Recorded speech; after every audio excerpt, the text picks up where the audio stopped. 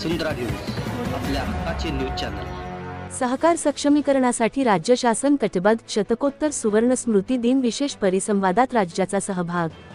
राज्य सहकारी बँकेच्या वतीने शतकोत्तर सुवर्ण स्मृती दिनानिमित्त आयोजित करण्यात आलेल्या सहकाराचे सक्षमीकरण आणि राज्य शासनाचे धोरण या विषयावरील विशेष परिसंवादात राज्य शासनाच्या वतीने सहकार चळवळीबाबतचे मनोगत मांडण्यात आले।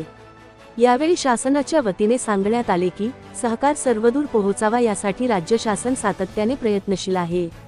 पुणे जिल्ह्यातील सुपे गावात 11 मे 1875 रोजी शेतकऱ्यांनी सावकारी पाशाविरुद्ध केलेल्या उठावाला यंदा 150 वर्षे पूर्ण होत आहेत।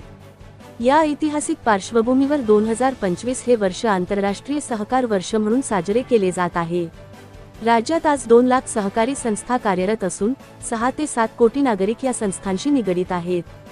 याप्रसंगी विठ्ठलराव गाडगीळ, बाळासाहेब विखे पाटील, यशवंतराव चव्हाण यांच्यासह सहकार क्षेत्रातील थोर नेत्यांचे स्मरण करण्यात आले। 1904 साली अस्तित्वात आलेल्या पहिल्या सहकार कायद्यामुळे शेतकऱ्यांना कर्जाची उपलब्धता वाढली आणि सहकार चळवळ बळकट झाली।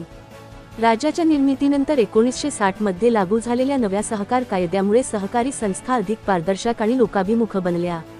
विना सहकार नाही उद्धार हे ब्रीदवाक्य या चळवळीचे मार्गदर्शक ठरले असल्याचे मत यावेळी मांडण्यात आले। केंद्र सरकारने सहकार मंत्रालय स्थापन करून त्याची जबाबदारी केंद्रीय गृहमंत्री अमित शाह यांच्याकडे दिली।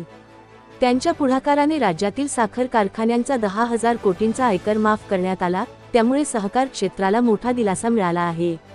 या परिसंवादास केंद्रीय रस्ते व दळणवळण मंत्री नितीन गडकरी, माजी केंद्रीय मंत्री आणि खासदार शरद पवार, मुख्यमंत्री देवेंद्र फडणवीस, उपमुख्यमंत्री अजित पवार, राज्य सहकारी बँकेचे संचालक विद्याधर अनास्कर, व्यवस्थापकीय संचालक माधव वझे आणि सहकार क्षेत्रातील विविध मान्यवर उपस्थित होते। चॅनलला सबस्क्राइब करा आणि परिसरातील ताज्या घडामोडी सर्वात आधी बघण्यासाठी बेल आयकॉन